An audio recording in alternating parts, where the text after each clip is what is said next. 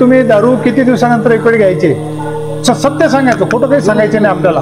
जे आहे ते सत्याच्याच मार्गात जायचं. दररोज संध्याकाळी प्यायची? रोज कधी सकाळी पण. किती वर्षापासून होतं चालू? जोडीदार असले तर, पैसे असले तर. हा, बर. 30 वर्ष झाले. मग आता 30 वर्षात आता तुम्ही औषध घेऊन किती दिवस झाले? 15 दिवस. मग त्या 15 दिवसात किती वेळ दारू घेतली? तसं सांगा ना की बाबा मला 15 दिवसात काहीच नाही. तुम्ही सांगा. काय फरक काय वाटला तर? 15 दिवसामध्ये एक थेंब सुद्धा नाही घेतलं ते. बरं, म्हणजे आपल्या औषध काम करून राहिलं, त्याच्यानंतर तुमची प्रकृती पण व्यवस्थित दिसून राहिली ना. आता ते गुरुवार सांगितलं तर तुम्ही, तर म्हटलं आता पुढे आला गरके मारायचे एवढे लांब जायचं, तर म्हटलं आता आमुष्याला तुम्ही बोलवले, मग आमुष्यालाच आम्ही असं त्यांना अजून जोडा जड खोकला येतोच.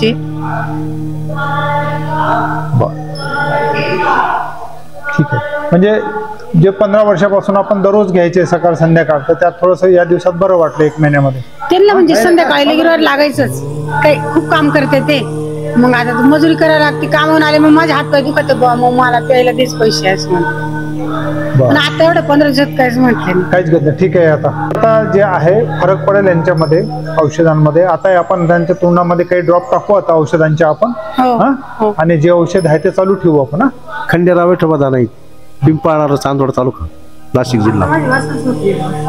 आता वाचनाच होत. किती वर्षापासून घेत होते? 30 वर्षापासून पित होतो. झालाय, फरक पडलाय. आम्हाला चांगलं वाटलं. हो, आम्ही इथं आलो शिवराम साखरामध्ये. आम्हाला देवाचा पण गुरुचा पण फरक पडला सगळं. आम्ही आता काय मी दारू पिण्याची इच्छा होत नाही. हो, महिन्याला येत जाऊ, 15 दिवसाला येत जाऊ. तुम्ही जसं बोलाल तसं येऊ बा. कधी कधी काय होतं, माणसाच्या आहे ना ग्रहदशेचा फेरा असतो. एक लक्षात घ्या, काही माणसाचं काम करत असताना, आपलं जीवन जगत असताना आपल्या हातून काही कुकर्म पण होतात. जसे चांगले कर्म होतात ना, तसे कुकर्म पण होतात. त्या कुकर्माचं नंतर आपल्याला काय उत्तरार्धात, म्हणजे आपलं जसं आयुष्य वाढतं तसं शेवटी त्याचं फळ भोगावं लागतं.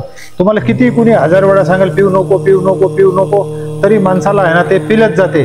तर ती एक गोष्ट लक्षात ठेवायची की आपल्याला जे आहे असं समजून घ्यायचं की काही पाप कर्म जे आहेत त्याच्यामुळे आपली बुद्धी भ्रष्ट होऊन जाते. तर लक्षात ठेवा, इथे यायचं प्रत्येक गुरुवारला सकाळी प्रार्थनेला. तुमच्या लंग्स थोडेसे फेफडे आहेत, थोडेसे कमजोर आहेत.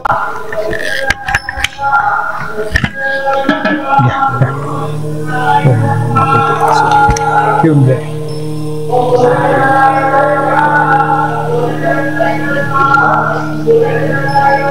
झोपा. उठा तुम्ही आता. दारूचं तर तुमचं होऊन जाईल, काही तुमची इच्छाच होणार नाही, काही प्रॉब्लेम नाही.